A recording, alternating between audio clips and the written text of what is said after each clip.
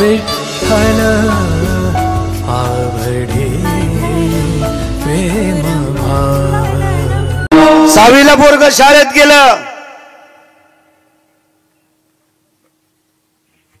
वर्ष संपलं, 7वीला जाणार। आईनं सांगितलं बाळा 7व्या वर्गात तुला शिकता येणार नाही। का ग आई? तुला शिकण्यासाठी माझ्याकडे पैसे नाहीत, वही पुस्तक पेन चालू शकत नाही, लोकांचं रान खुरपून तुम्हा तिघांना जगवते, याच्या व्यतिरिक्त मी काही करू शकत नाही। ठीक आहे आई। सगळी लेकरं शाळेत चालली, वट्यावर बसलेलं होतं। गावातल्या एका प्रतिष्ठित व्यक्तीने विचारलं, आवाज, ए बाळ्या शाळेत जात नाही? नाही गेलो। का नाही गेला? काही दुखतंय का? काही नाही। मग का नाही गेला? उत्तर नव्हतं। डोळे भरून आले। रडून जिरवतो? नाही दादा, आईनं सांगितलं तुला शिकता येणार नाही, वही पुस्तकासाठी पैसे नाहीत।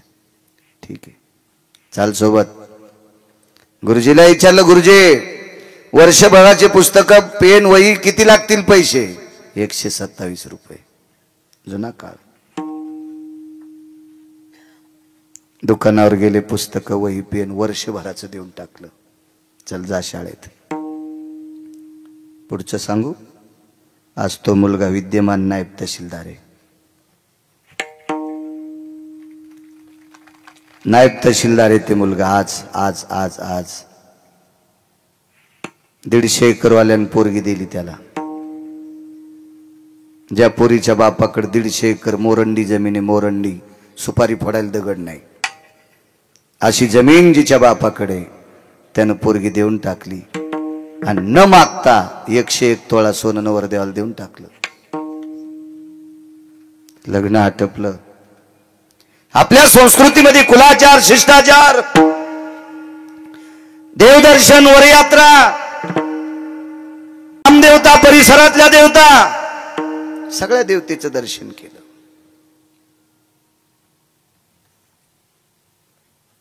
एके दिवशी गालाला हात लावला। पत्नीने विचारलं, मालक आपण खिन्न का? डोळे भरून आले। प्रिय, एका देवाचं दर्शन राहिले। कोण देव? आपण तालुक्याच्या ठिकाणी राहतो। माझं गाव लहानसं खेड आहे, जन्मभूमी। त्या गावात एक देव आहे। तिनं सांगितलं, तुम्ही ज्या गावात राहता त्या गावातल्या मारुतीरायाचं दर्शन, गणपती बाप्पांचं दर्शन, शिवजींचं दर्शन, जगदंबेचं दर्शन, तुमच्या शेतात एक देव आहे त्या देवाचंही दर्शन घेतलं। अजून कोण देव आहे? अगं एक चालता बोलता देव आहे, त्या देवाचं दर्शन विसरलंय। चला जाऊ। निघता निघता पत्नीला विचारलं, तुझ्या बाबाला न मागता मला काय दिले तुझ्या बाबानं? 101 तोळा सोनं दिले। एक बोलू का तुला? माझ्यावर जर तुझा अतूट प्रेम असेल तर माझी इच्छा आहे 101 तोळा सोनं माझ्या देवाच्या पायावर टाकायचे। ठीक आहे, तुमची इच्छा, तुम्ही म्हणताल ते पर्व काळ। आणि वडिलांनी दिलेले 101 तोळ्या सोन्याचे डाग दागिने अलंकार एका पिशवीत भरले, गाडीत बसले, त्या खेड्यात आले आणि 25 खणाची जोडणी होती। लहानसा वाडा होता चौकाचा, पाठीमागे 12 खण, पुढे 12 खण, मधला दरोजाचा खण, आतमध्ये एक लहानसी मेस टाकलेला होता, त्याच्यावर गादी, आणि गादीला टेकन देऊन बसलेली होती। बाजूला एका खुर्चीवर म्हातारी होती, पलीकडे कोपऱ्यात सुनबाई होत्या। मुलगा शेतात गेलेला होता। त्या काळातला 25-30 एकरचा मालक। दारात गाडी पाहिली, नातू आतमध्ये गेला, आजोबा आपल्याकडे मोठी एक गाडी आलेली आहे। नातवाला सांगितलं, बाळा तहसीलदार साहेब आले असतील। पटकन म्हातारी उठली, कणकीचा दिवा केला, त्याच्यात तेल घातलं, त्याच्यात वाद घातली आणि औक्षण काढण्यासाठी म्हातारी उभी राहिली. हालास बाळा? हालो. दोघांचं दर्शन घेतलं, पिशवीची चैन उघडली आणि पायावर 101 तोळा सोनं रिचून दिलं. पत्नीनं सांगितलं, साहेब हा देव आहे तुमचा? ह्या सामान्य माणसाच्या पायावर 101 तोळा सोनं दिलंय? माझ्या बाबाने किती कष्टानं कमवलेलं आहे ते. थोडंसं बाजूला घेतलं, तिला एकच विचारलं, तुझ्या बाबांनी तुला मला कस का दिलंय? तिने सांगितलं, का दिलं म्हणजे?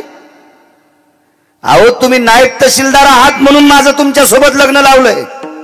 माझे बाबा वेडे आहेत का कोणासोबत लग्न लावायला?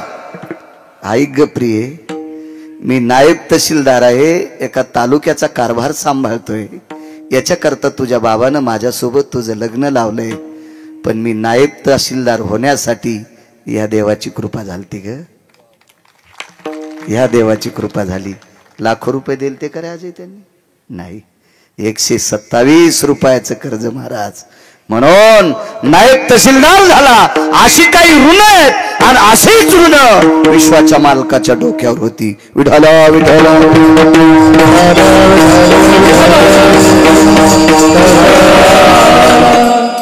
तुम्ही राजकारणी माणसं पाहत असताना पंचायत समितीचा सदस्य, जिल्हा परिषदचा सदस्य, आमदार, खासदार, मंत्री हे यायच्या मनान मोठे होते का? असतील यायच्याकडे पैसे, यायलाही माहित नसतं आपल्याकडे किती पैसे येत. पण यांना मोठं करणारे देव कोण असतील तर त्यांचे कार्यकर्ते. कार्यकर्ते जर बाजूला सगळे सोडून गेले ना, तर कळपातून चुकलेल्या हरणासारखं होईन त्या पुढाऱ्याला. कोण्या झाडाचा पाला खावा इतकं पण कळणार नाही, त्या हरणासारखी कथा होईल. महाराज, या राजकीय क्षेत्रातल्या लोकांचे देव कोण असतील तर स्वतःच्या जीवाचं रान करून त्यांचा प्रचार करणारे त्यांचे कार्यकर्ते त्यांचे देव असतील. मग विटेवरच्या मालकाला मोठं, यांना कोण मोठं केलं राजकारण्याला? त्यांच्या कार्यकर्त्यांनी केले. म्हणून निवडून आल्यावर त्याच्यासाठी कधी कधी काचा खाली केल्या पाहिजे यायनं. हो, तितकी तरी सांभाळली पाहिजे. ज्यांनी आपल्यासाठी चपला घासल्यात, टाचा घासल्यात, पंजे घासलेत, त्या कार्यकर्त्यासाठी त्या पुढाऱ्यानं प्राणपणाला लावला पाहिजे. त्यासाठी गाडी थांबली पाहिजे. कारण या कार्यकर्त्या पुढाऱ्यांना मोठं करतात त्यांची कार्यकर्ते. यांचं कर्ज आहे. देवाला कोणी मोठं केलंय? संतांनी. आमुचिया भावे तुझं देवतन, आमुचिया भावे तुझं देवतन, एका विसरून राहिला, एका विसरून राहिला, एका विसरून राहिला. तुझं देवतन एका विसरून राहिला, एका विसरून राहिला. आमुचिया भावे तुझं देवतन, एका विसरून राहिला, एका विसरून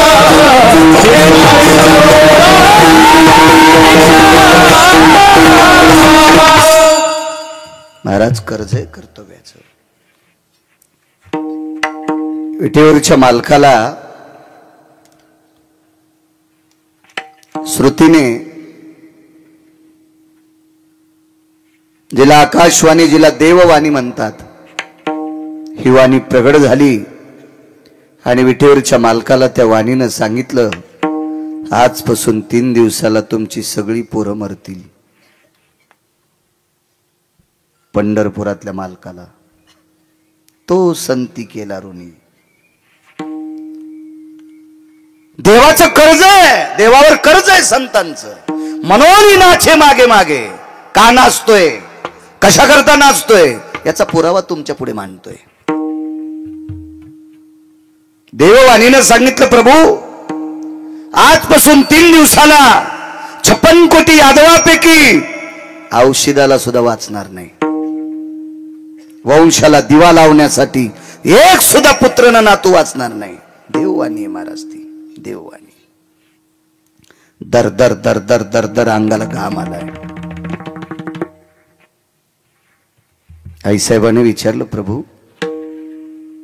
वरुता ती स्वेदा ती काया ती जायो, सगळं अंग स्वेदानी घामाने भिजलंय प्रभू, काय अडचण आहे? रमा, हे लक्ष्मी, हे विमला, हे कमला, हा ग आपल्याला 48,324 मुली येतात,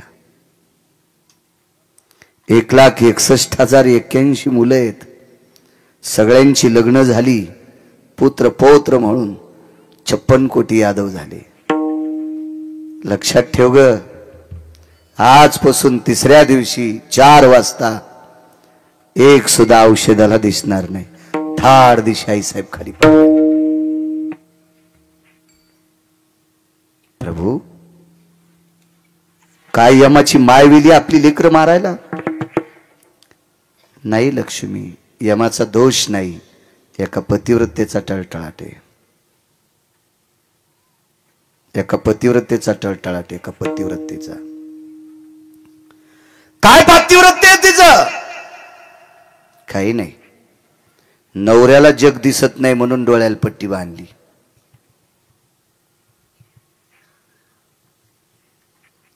नवरा बिना भाकरीचाच ऑफिसला पाठीला आणि ही महादेवाला पाणी घालायली अशी नव्हती.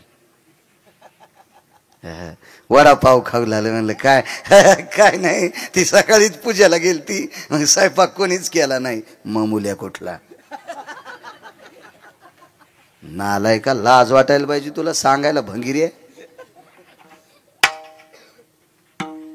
अशी कुठे पतिव्रत असते होय? नवरा उपाशीच पाठीला आणि ही पांडुरंगाला मंजुळा वाहली आणि महादेवाला बेल वाहली. लेकरा इतकी नवऱ्याची सेवा करते, तिची देवावरी सत्ता. एकाही देवाच्या पाया पडू नकोस, पण कपाळाच्या मालकाला लेकरा इतका जीव लाव, देव तू म्हणशील ती ऐकल. तू का म्हणे पतिव्रता आणि तिची देवावरी सत्ता. नैवम गिरगावकर लिखितम. मी लिहिलंय काय वाक्य? नवऱ्याला नीट बोलत नाही, महाराजाला काजू टाकून दूध पाजिती.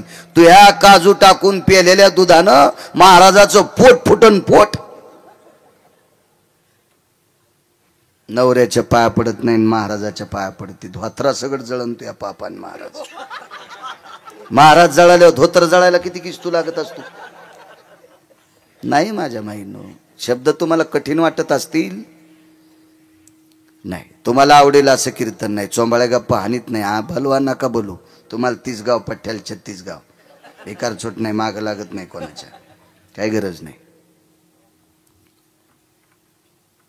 तुमच्यातल्या एका बाईनं देवाचं सुद्धा दर्शन घेतलं नाही, देवानं तिच्या 9 बाऱ्या दर्शन घेतलं.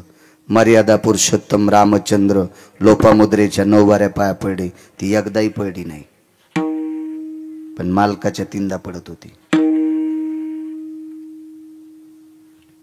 इथं बसलेले ज्याचे आई वडील जिवंत आहेत त्यांना आई वडिलाचं दिवसात एकदा दर्शन घ्यायचं, एकाही भंगिऱ्या महाराजाच्या पाया पडायचं नाही. काय देईन ते तुम्हाला सोंबळ्या? महाराज कल्याण करीत असतो का तुमचं? गोळ्या संपल्यात का तुमच्या?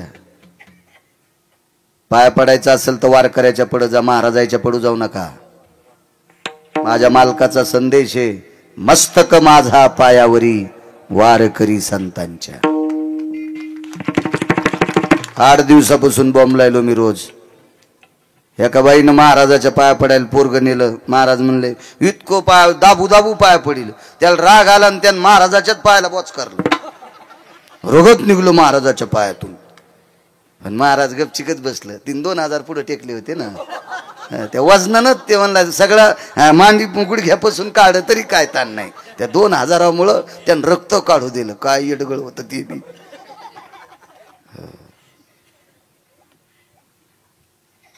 थोड्या वेळाने पोरग तिकडे गेल्या. म्हणलं बाई माझ्या पायाचं रक्त काढूस तर तुम्ही पोराला पाया पडू दिलं काऊन? महाराज 3 वर्ष झालं पहिल्याच वर्गात आहे, दुसऱ्यात जाईत ना. तुमच्या पाया पडल्यावर दुसऱ्या वर्गात जाईन. महाराज म्हणला माझ्याच पोराला 20 वर्ष झालं मेंदूच्या गोळ्या चालू येतात. आणि महाराजाच्या पोराला जर डोक्याच्या गोळ्या चालू असतील तर तुमच्या पोराचे डोके नीट करायला काय येडं हे होती का? तुमच्या गोळ्या संपल्यात.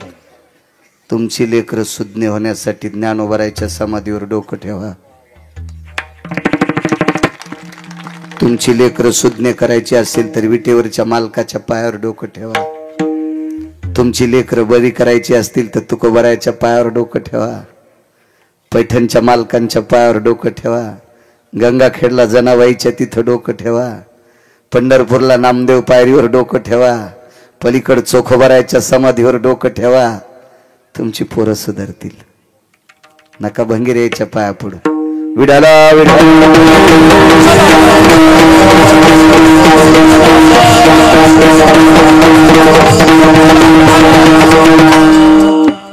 आई साहेब खाली पडल्या. प्रभू गांधारीचा टळटळाट आहे. होय, एक नाही वाचणार. बघा शिवजीला बोलून. ते म्हणले बोलवायचं कशाला, शिवजी डोक्यावरच होते. विटेवरच्या मालकाचं महापूजा करा. टाळू चाफा भगवान शिवजींची पिंड शिवलिंग भगवान विटेवरच्या मालकाच्या डोक्यावर आहे. प्रभू सगळी लेकरं मरणार. मला 8 दिवसापूर्वीच माहीत झालं. पर्याय रुपयाचा नाही. मी नाही वाचू शकत. शिवजी म्हणले मी वाचू शकत नाही. ज्यांचे मुलं आहेत तो जगाचा बाप आहे, विटेवरचा मालक, ते वाचू शकत नाहीत. विधात्याला प्रश्न केला, ब्रह्मदेवा काय? म्हणले देवा मी तुमचा मुलगा आहे. नाभी कमळातून जन्म झालाय. तुमचं चालत नाही, दोघांचं मा काय चालणार आहे? दुपारपर्यंत तोंडाला पाणी नाही कोणाच्या. परवाच्या दिवशी 56 कोटी यादव मरणार. आकाश भडाग्नीच्या धुमरानं व्यापून जाणार. यदुकुळाचा संहार होणार. तेवढ्यात एक व्यक्ती दर्शनाकरता आली. सात्विक सदाचारी पुण्यशील पावन व्यक्ती. साधा अंगावर धोतर, साधा अंगावर शर्ट आहे, गळ्यामध्ये माळा आहेत, डोक्याला साधं पागुट आहे, कपाळाला गोपीचंद लावलेला आहे, मुखामध्ये रामकृष्ण नामाचा ध्वनी आहे. असा एक वारकरी देवाच्या दर्शनाकरता आलाय. तो संती केला रुनिया. देवावर कर्ज आहे म्हणून देव नाचायला. दोन्ही बी कर्ज कोणतंय आणि नाचतोय कसा, ह्या दोन्हीचा पुरावा तुम्हाला देऊन टाकतोय. दर्शन घेतलं, पाठीवर थाप टाकली, त्या वारकऱ्याला हृदयाला धरलं आणि जगाचा बाप उकसाबुकशी रडत होता. बेस नकोय, रडत होता. भावनेच्या आर्द्रतेनं, त्या प्रेमाच्या वलयाने वारकऱ्याचं अंग चिंब झालं आणि अंतःकरण शंकेच्या बोंड्या विचित होतं. विश्वाचा बाप आज खिन्न आहे, विश्वाचा बाप आज दुःखी आहे, विश्वाचा बाप आज नाराज आहे. खो भवा, आपण कशा करता दुःखी आहात? तोंडातून शब्द पडा, महाराज आजपासून 3ऱ्या दिवशी सगळीची सगळी संतती ऱ्हास होणार.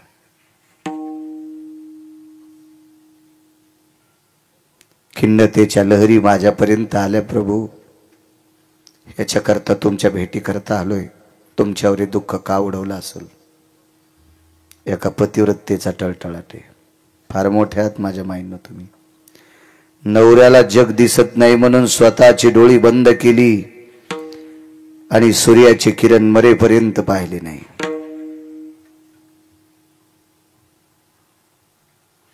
तार्किकाचा प्रश्न होता, दुर्योधनाला उघड पाहिलं त्यावेळेला कोण्या वेळेला पाहिलं? गोड आहे प्रश्न. माझ घरात दुर्योधन होता. माझ घर नाही कळणार.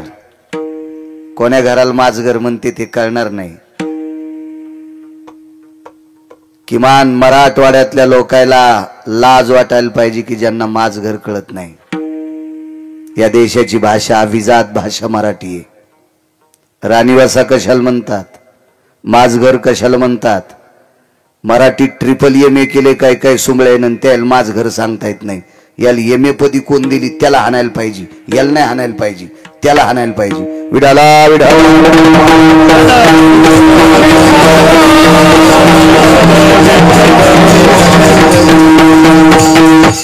नाही राजो, मला नाही वाटत ह्या सगळ्या गोष्टीने तुम्हाला गुण यायला नाही.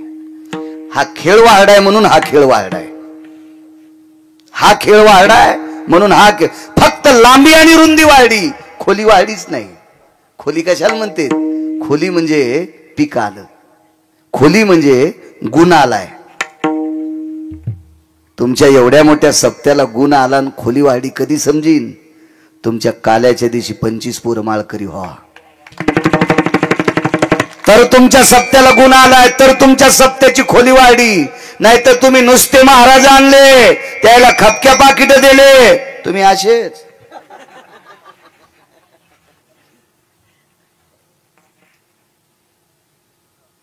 राजो,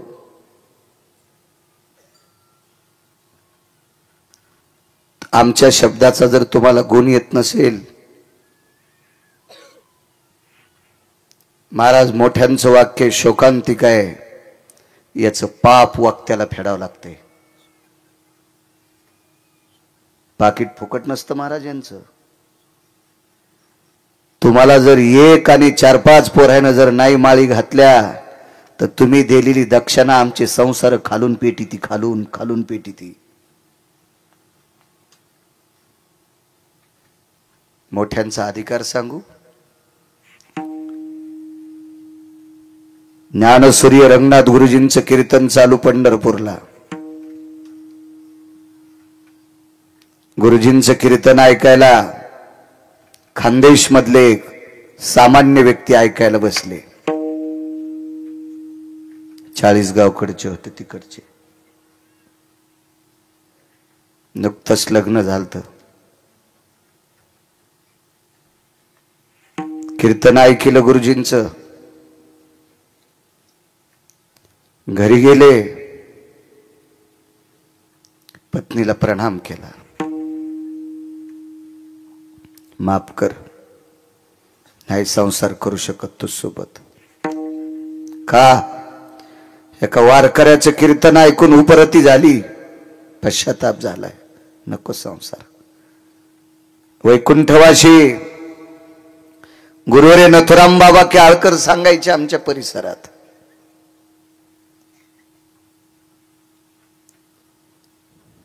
प्रणाम केला. पाहुण्यारावण्यांनी सांगितलं पुढचं काय? द्या लग्न लावून. बायकोने विचारलं, मला माय म्हणलात, ठीक आहे, एक बोलू का?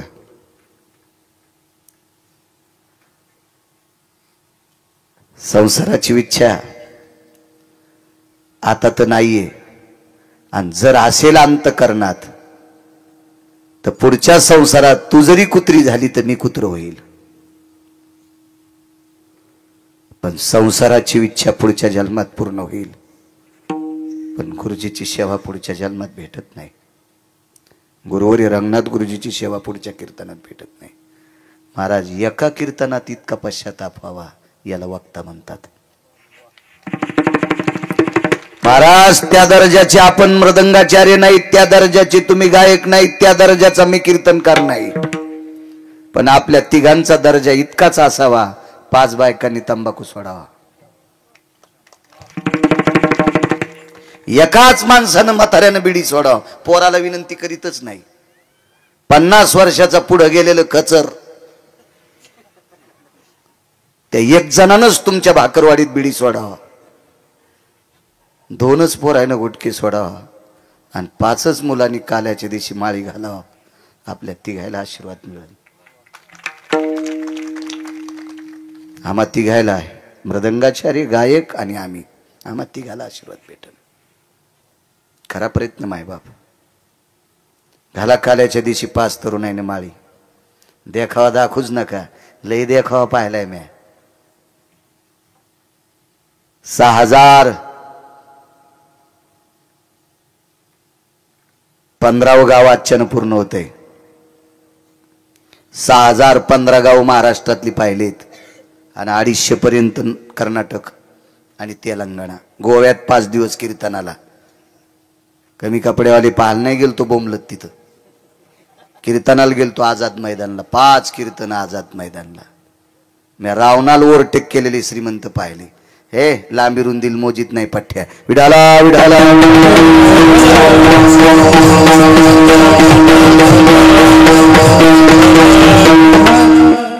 सप्ताह झाल्याच्या नंतर किमान 5 तरी लग्न झालेल्या शिकलेल्या पोरीनं नियम करायचा. आंघोळ झाल्याबरोबर 5 ज्ञानेश्वरीच्या वया वाचील, किमान तुकोबरायच्या गाथ्यातला एक अभंग वाचील आणि मग संसाराला बाकी कामं करील. सप्त्याला गुण आला माझ्या माईंनो, सप्त्याला गुण आला समजायचा. कशा करता?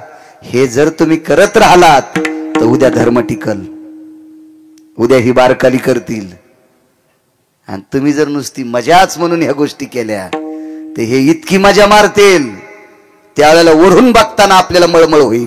विठाला विठाला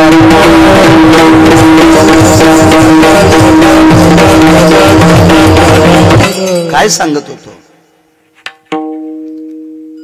ज्यांनी गुरुजीची सेवा केली त्यांना लोटे बाबा म्हणायचे. त्यांच्याकडे लोटा असायचा, लोटे बाबा. इतका पुरुषार्थ असला पाहिजे वक्त्याचा, त्याला म्हणतात पुरुषार्थ.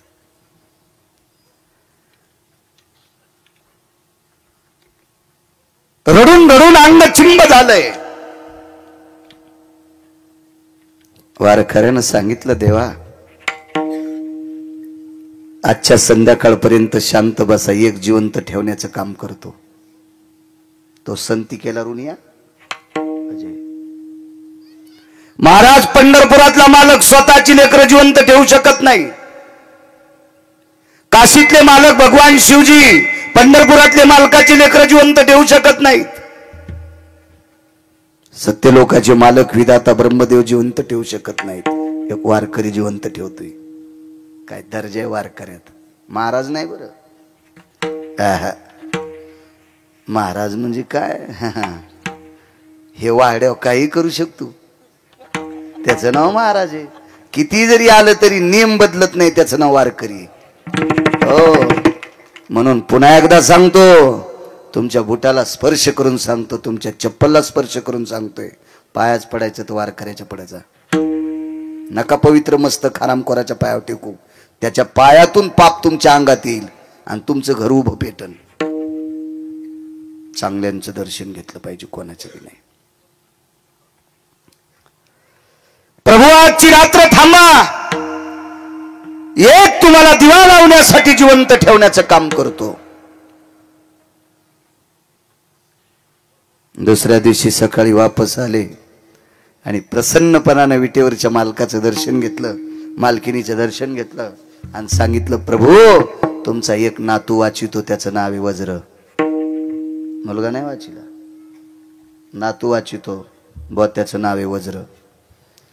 वज्राला जवळ बोलवलं, पाठीवर थाप टाकली आणि दक्षिणेच्या राजा यमाकडे बघितलं. हे यमराज, याला नेशील तर माझ्याशी गाठ आहे.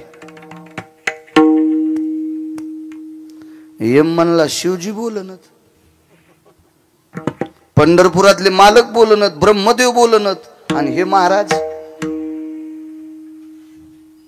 माझ्या अंगावर धोत्र आहे का? इतक्या भारीचं धोत्र नव्हतं महाराजाला. माझ्या अंगावर शर्ट आहे का? इतक्या भारीचं शर्ट नव्हतं महाराजाला.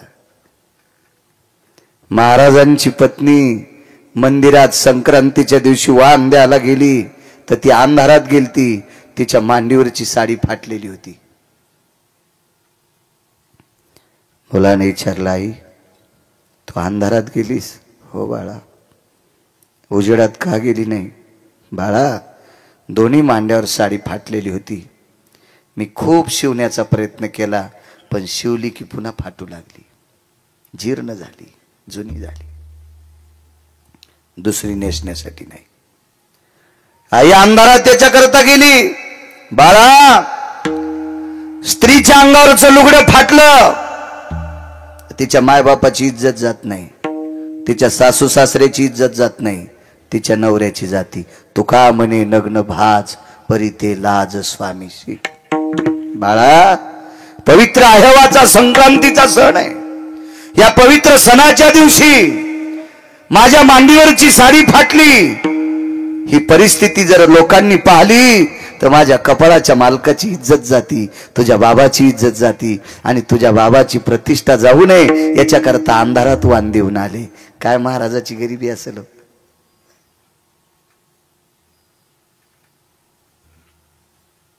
काय गरिबी असेल, काय परिस्थिती असेल त्या महाराजांची. आणि तितक्या गरिबीतला महाराज यमाला चुटकी वाजून सांगितलं, यमराज,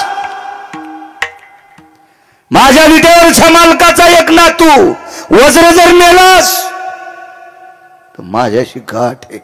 दात खाऊन वाक्य वापरलं.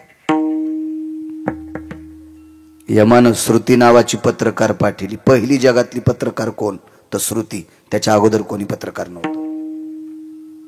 श्रुती माते जी, विश्वाच्या मालकाचा नातू वाचिणारा वारकरी त्याला भेटून या. श्रुतीने प्रणाम केला. महाराज, देवाचा नातू कोणीच वाचू शकत नाही, तुम्ही वाचिणार. वाचवायचा काय विषय, मरूच देत नाही. कोणाची माय आली वज्राला मारायची. श्रुतीनं सांगितलं, ताकद कशाची, आतापर्यंत भगवंताचं भजन केलंय, त्या भजनाच्या पुण्याचे हौद भरलेत आणि त्या पुण्याच्या बळावर या पोराला पोह्याचा प्रसाद द्यालता. त्या वारकऱ्याचं नाव होतं सुदामदेव. देवाच्या 56 कोटी यादवापैकी एकाच नातवान प्रसाद खाल्ला होता, त्याचं नाव होतं वज्र. वज्र. महाराज, देवाच्या वंशात दिवा लावायला सुद्धा एक सुद्धा माणूस शिल्लक राहत नव्हता, पण एका वारकऱ्यानं जिवंत ठेवला. हे कर्ज तो संती केला ऋणी नाचतो लागते. इतकी अंगावरची साडी फाटलेली, त्या बाईच्या दारात बांधलेल्या गाईला सोन्याची मेख ठोकलेली होती. गळ्यात साखळी सोन्याची होती. काही अंतरावर मसड होती, म्हशीला साखळी सोन्याची होती, म्हशीला डाम सोन्याचा ठोकलेला होता, म्हशीला दावणीला लाकडं सोन्याचे होते.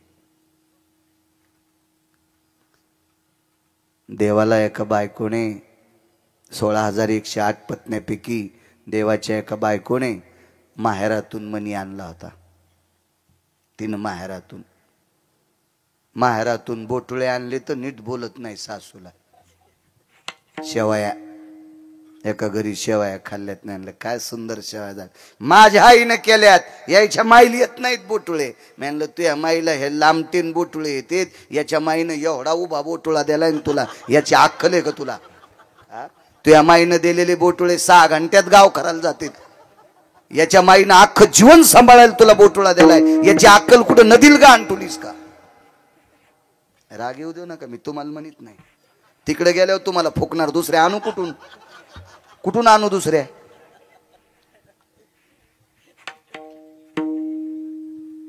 तिळभर करायचं, निळभर नाही सांगायचं. साधे बोटुळे आणले तर सासूला किंमत नाही. 26,666 तोळे 8 मासे, याचा एक भार 21 क्विंटल 78 किलो 44 तोळे, पावणे 22 क्विंटल सोनं देणारा मणी आणला. सोनं साचल्यावर ज्यानं आपलं लेकरू वाचिलंय त्याचं गाव सोन्याचं बांधलंय. याला दुसऱ्या कडव्यात नाचणं म्हणतात. म्हणून नाचे मागे मागे, म्हणून नाचे मागे मागे, म्हणून नाचे मागे मागे, म्हणून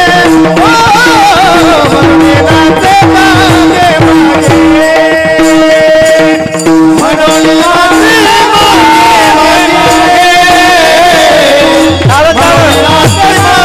मागे,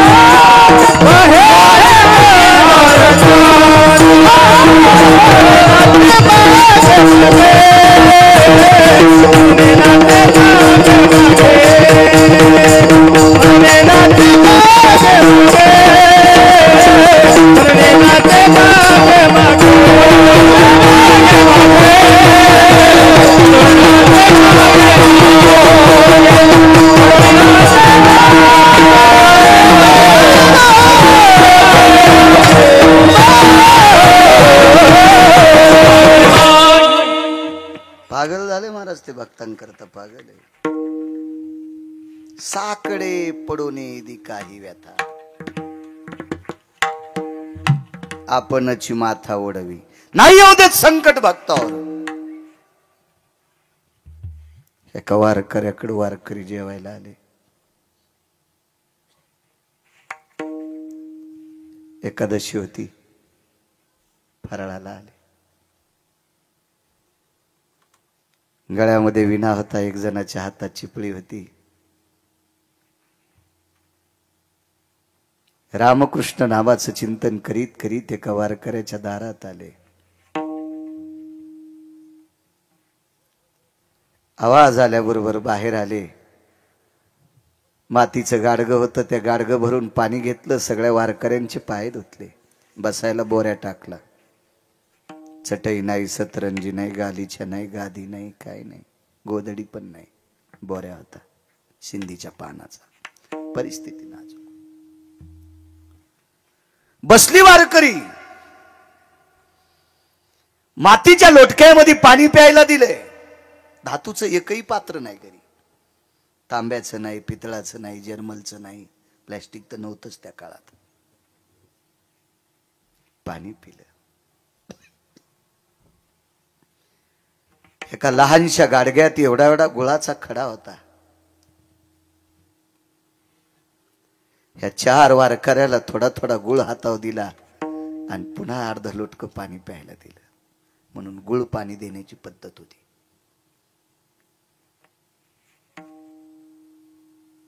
एकादशीचा जागर काही नाही फराळाला. चिंचीतल्या चिंचुक्या इतका गुळ, नखा इतका गुळ खाल्ला आणि बंदी रात्र एकादशीचा जागर केला. बंदी रात्र. रात्रीचा 11:30-12 वाजली आणि पाठीमागच्या झोपड्यात मालक गेले आणि पत्नीला सांगितलं, प्रिये भजन ऐकायली? हो. त्याच झोपड्यात पण पलीकड कुडाला खेटून भजन ऐकत होती त्या वारकऱ्याची बायको. गालाला हात लावलेला, भजन ऐकू लागली. चांदण्याचा प्रकाश आहे. पौर्णिमेच्या रात्रीच्या प्रकाशानं त्या झोपड्याच्या ताटव्यातून आत प्रकाश आलेला होता. दिवा लावण्याकरता तेल नव्हतं. साकडे पडून दी काही व्यथा, भक्तावरची संकट स्वतःच्या डोक्यावर घेतोय किंवा निवारून टाकतोय. हे कर्ज फेडण्याचं लक्षण आहे. प्रिये जी, एकादशीचा जागर एका कवडी इतक्या गुळावर केलाय, पण सकाळी द्वादशीला काहीतरी लागेल की नाही? करशील का वारकऱ्याला जेवायला? करते. पण वाक्य एक तोंडातून पडलं नाही, आपल्या घरी शिदा नाही, किराणा नाही. करते म्हणले. महाराज, नवऱ्याला दिलेला शब्द वाया जाऊ देऊ नये म्हणून रात्रीच्या 11:15 वाजता एका दुकानदाराची कडी वाजली. कडी वाजली. कोण? आमक्याची बायको आहे. काय एवढ्या रात्री? 4-5 वारकऱ्यापुरता किराणा पाहिजे. पैसे आणलीत? नाही. वापस हो. पुन्हा एकदा वाज. सांगितलं ना एकदा. ऐका ना दुकानदार, द्यावं, दया करा. आम्ही तुमचे पैसे फेडू दुकानदार, दया करा दुकानदार. वारकरी आलेत आमच्या इथे एकादशीचं भजन करायलेत. मी काय धर्मराजा नाही. तेवढं नका दुकानदार. नका माझ्या मुलासाठी, नका माझ्या मालकासाठी, नका माझ्यासाठी. आम्ही द्वादशीला नाही जेवणार, पण आमच्या 4 वारकऱ्या करता 2-3 वाट्या पीठ द्या ना. द्या ना अर्धी वाटी तांदूळ द्या ना दुकानदार. काय भावना जागी झाली आणि दार उघडलं. कंदील हातात घेतला आणि कंदिलाच्या प्रकाशात रात्रीच्या 12:30 वाजता आजूबाजूला कोणीच नसताना एकांतात एका वारकऱ्याच्या पत्नीचा चेहरा पाहिला. तिच्या दाताचा प्रकाश कंदलाच्या प्रकाशाला लाजवीत होता. इतकी सुंदर त्या वारकऱ्याची पत्नी होती.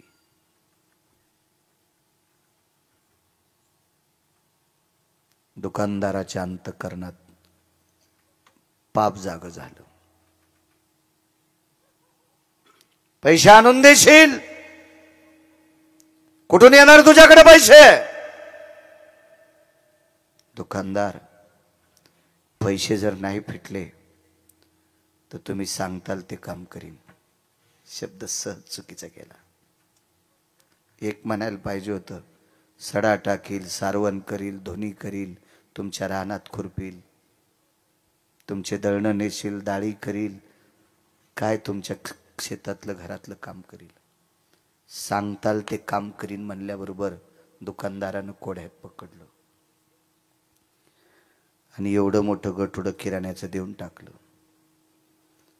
किराण्याचं गठुडं 12:15 वाजता 12:30 वाजता उचलणार तेवढ्या अवकाशात दुकानदारानं सांगितलं, लक्षात आहे का? मी सांगितलं ते काम. काय काम करायचं? आज रात्री 1:15 वाजता 2 तासाकरता माझं काम तृप्त करण्यासाठी यायचं.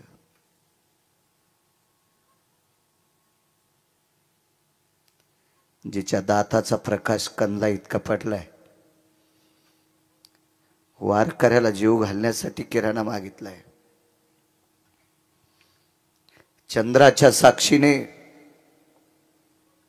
म्हणण्यापेक्षा आकाशाच्या साक्षीने, तुमच्या हातातल्या कंदिलाच्या दीपकाच्या प्रकाशाच्या साक्षीने सांगते, तुमच्या ऋणात मरणार नाही.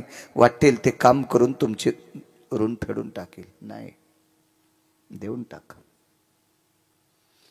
निघाली वापस. 10-5 पावलं चालल्याच्या नंतर लक्षात आलं, देवा, मालकाला शब्द दिलाय सकाळच्या वारकऱ्यांना जेवायला घालीन. वारकऱ्याला जेवू घालते देवा, पण उभ्या आयुष्यात परपुरुषाला, बापानं ज्याच्या सोबत लग्न लावून दिले त्याला पती मानते, जगातल्या प्रत्येक पुरुषाला भाऊ आणि बाप मानते. याच्या सोबत संसार कसा करू 2 तास?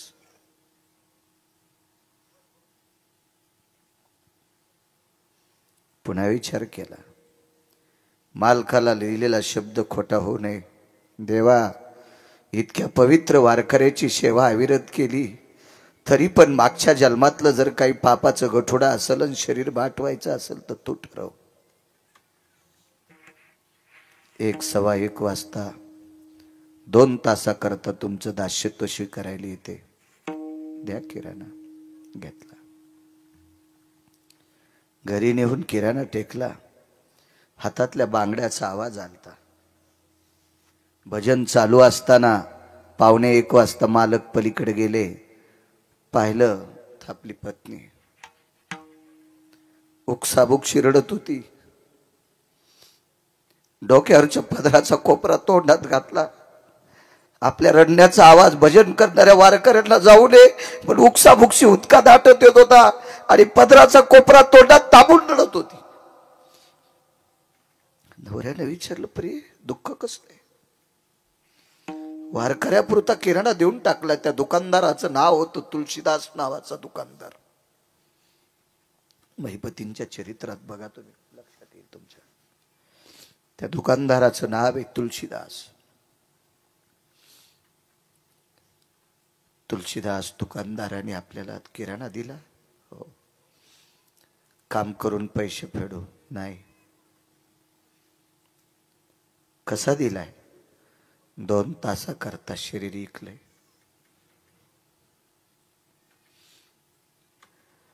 एखाद्या अलगद झाडाचं फळ खाली पडावा असं आल्हादी आल्हादी बसत बसत बसत खाली पती बसले. भक्तीच्या सानिध्यात डोळ्यातून पाणी कसं आणावं सहज शब्द पडला. प्रिय, अविरत या मालकाचं भजन केलं रामप्रभूचं. त्या वारकऱ्यानं जीवनभर रामप्रभूचं भजन केलं.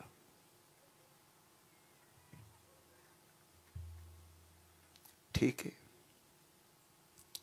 इतकं चांगलं वागून जर आपल्यावर ही वेळ आली असेल तर मागचं कर्मातलं गाठोडं असेल.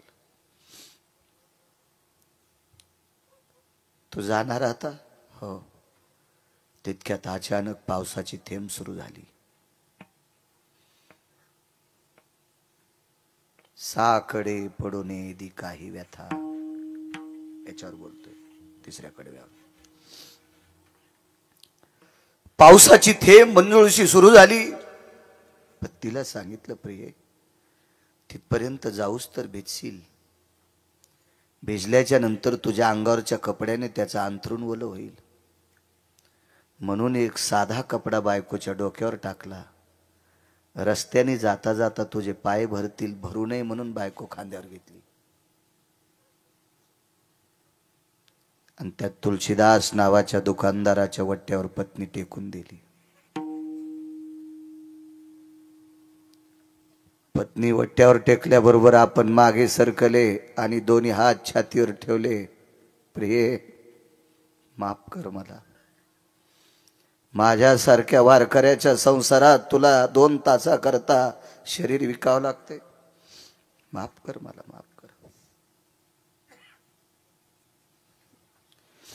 लक्षात ठेव प्रिये, तू जर मला निष्ठेनं पती मानत असशील तर तुला या गळ्यातल्या मंगळसूत्राची शपथ आहे 2 तासाकरता याला तू स्वतःचा पती समज. जी मालक, या तुम्ही. डोळ्यातल्या पाण्याची थेंब खाली पडत होती. आकाशातून पावसाची थेंब पडत होती.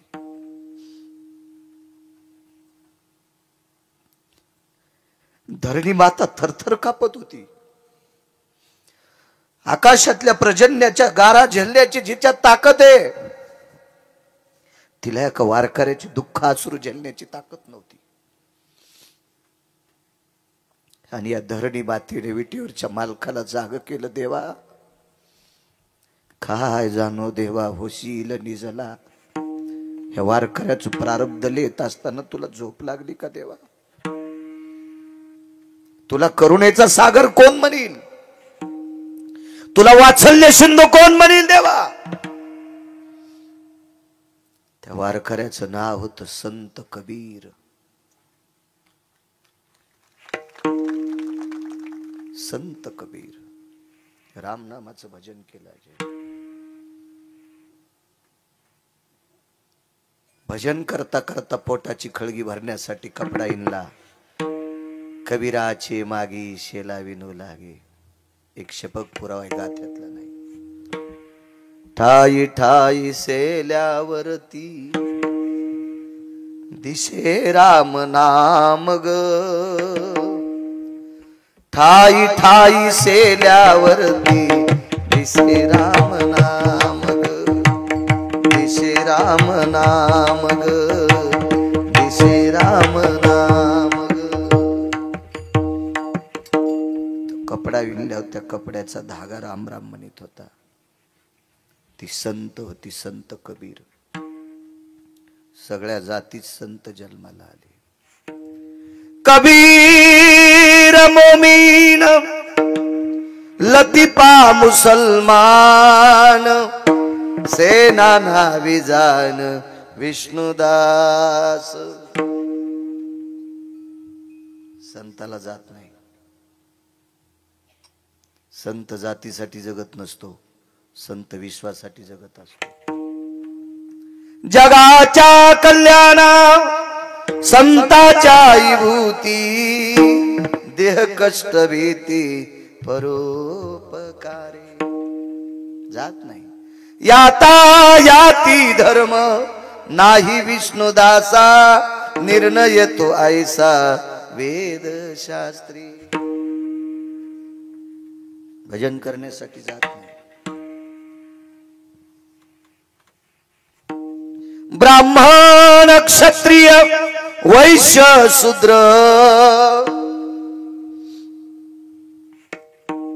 चांडाळाई अधिकार आधी करून वेश्या. वेश्येला सुद्धा भजन करायचा अधिकार आहे. एक सांगू तुम्हाला, या देशातला तृतीयपंथी टोल नाक्यावर टाळ्या वाजविणारा सुद्धा विमानात बसून वरी गेलाय. त्या लागी विमान पाठविले,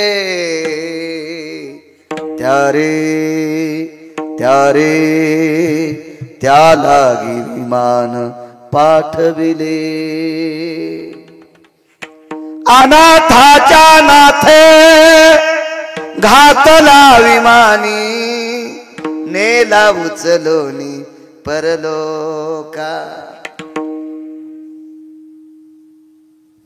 टोल नाक्यावर टाळ्या वाजविणारा एका वारकऱ्याचं ऐकून पंढरपूरला गेला. स्नान केलं चंद्रभागेचं, जीवनभर भजन केलं, वैकुंठात गेला. जातीचा संबंध नाही, भजनासाठी, जात व्यवहारासाठी. तुमच्या पोरापोरीचे लग्न करण्यापुरती जात, व्यवहाराला जातीचा संबंध नाही. कोण्या जातीकून 100ची चिल्लर घेतल्यावर 90 होते, आणि अशी कोणती जाती भारतात त्या जातीकून 100ची चिल्लर घेतल्यावर 150 होते. जाऊ द्या, सोपं ऐका. एखादी जात सापडली कर तुला बळी, की त्या जातीतले माणसं दारू पित नाहीत. मला दाखवा ना, मी त्या जातीचंच मंदिर बांधितो. सापडली का बुवा? चोपनराव सापडली का? शिंदे बाबा सापडली का अशी एखादी जात? त्या जातीतले लोक मांस खात नाहीत. अशी जातच नाही की त्या जातीत हरामखोर माणसं नाहीत. प्रत्येक जातीत हरामखोर माणसं आणि प्रत्येक जातीत चांगली माणसं आहेत. म्हणून कोणाची वाभाडी काढू नका. विडाला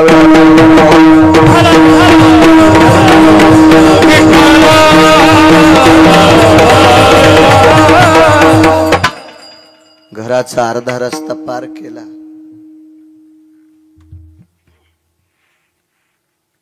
एकदा तरी बायकोकडे माग पहा नाही. आपुलीच दारा जरी टेके व्याभिचारा, आपुलीच दारा जरी टेके व्याभिचारा, क्रोधाचा थारा अंतरी नये. काय परिस्थिती असेल राजो, काय अवस्था असेल ती. बसू शकतो का आपण या चौकटीत? काय लायकी आपल्याला संत म्हणून घेण्याची? काय अधिकार आहे आपल्याला अध्यात्म क्षेत्रातला मी आदरवी म्हणण्याची?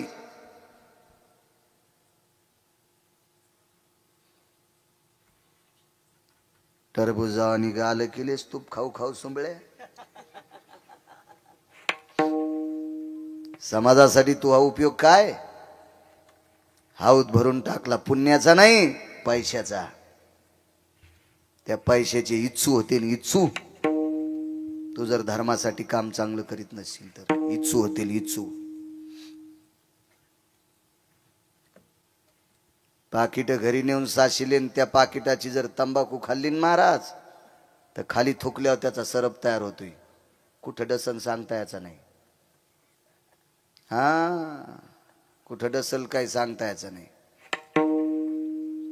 लोकांना दिलेल्या पाकिटाची जर बिडी वळली तर ते धुपन सुटतंय ना, त्या धुपनाचा वाक तयार होतोय.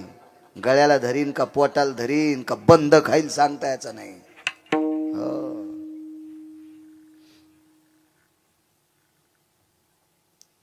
लोकांना दिलेली भजनाची पाकिट, कीर्तनाची पाकिट, पकवादाची पाकिट नेऊन जर गुटखा खाल्ला आणि थोकला ना, खपक्या आजगर तयार होते. खपक्या खातच नाही, पोट आवळून मारित सुंबळ्या.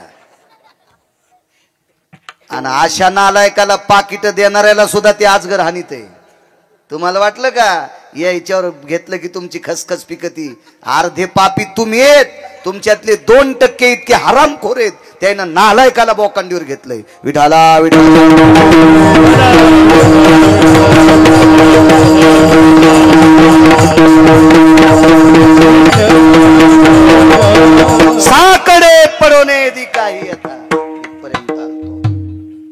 अर्धा रस्ता उरकलाय. नाही माग पाहिलो, नाही माग पाहिलं. टाळाचा आवाज कानावर आला. भजनात बसले.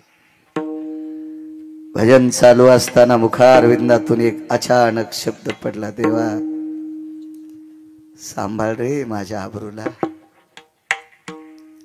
सांभाळ रे देवा माझ्या इज्जतीला. हे देवा चंद्र सूर्य तोपर्यंत मला पुरुषार्थहीन म्हणते रे. 1:15 वाजता कडी वाजली. दुकानदाराने कडी उघडून आतमध्ये त्या वारकऱ्याची पत्नी घेतली. कडी लावून टाकली. कंदील खुंटीला अडकिला. ती बाई पलंगावर बसली. साकडे पडोने ती काय व्यथा, काय घोडे माझा मालक. महाराज मुसमुसलेल्या शिळीच्या बोकडासारखा हरामखोर तुळशीदास दुकानदार. बोकड कळाला ना तुम्हाला? बोकड्याला बहीण कळत नाही, बोकड्याला त्याची आई कळत नाही. कितव्या दिवशी? कितव्या दिवशी? तिसऱ्या दिवशी. तिसऱ्या दिवशी 3 दिवसाच्या बोकडाला त्याच्या सोबत जन्माला आलेली त्याची पाठ, ती बहीण, ती कळत नाही. सगळ्यात हरामखोर जर कामानं विषयासक्त झालेला प्राणी जगात कोण असेल तर त्याला बोकड म्हणतात. आणि या बोकडाच्या बरोबरीचा तुळशीदास नावाचा दुकानदार, त्या बोकडा इतका हरामखोर. काय भाव बदलला विटेवरच्या मालकाने. लागलीच त्याने विचारलं, रस्त्याने चिखले पाल माती का नाही लागली? 10 मिनिटं निघून गेलते. चांदणी ढळली होती. दुकानदार 2 तासाकरता तुमची सहचरणी आहे. 10 मिनिटं निघून गेले. 3 वाजता सुट्टी द्या. आंघोळ करून वारकऱ्याला स्वयंपाक करायचा आहे. सांग पायाला माती का नाही? ऐकताल? तुमचं अंथरूण भरू नये याच्याकरता माझ्या नवऱ्याने इथपर्यंत तुमच्या वट्ट्यावर खांद्यावर आणून टेकलंय. कंदिलाचा काच नाही फुटला, अंतःकरणातला रावण फुटला. आणि अंतःकरणातला रावण फुटला आणि बोकड्यापेक्षा मस्ताड्याला तुळशीदास नावाचा दुकानदार इतका साधू झाला आणि कबीराच्या पत्नीच्या पायावर डोकं ठेवलं. बहीणबाई, हे बहीणबाई, हे बहीणबाई, मला माफ कर ग, मला माफ कर. महाराज बोकड्या इतका मस्तड्याला दुकानदार याच्या अंतःकरणातल्या भावना कोण बदलल्या? पंढरपुरातल्या मालकानं बदलल्या. म्हणून तिसऱ्या कडव्या साकडे पडोने दिखाई व्यथा, साकडे पडोने दिखाई व्यथा, साकडे पडोने दिखाई व्यथा, साकडे पडोने दिखाई व्यथा, साकडे पडोने दिखाई व्यथा.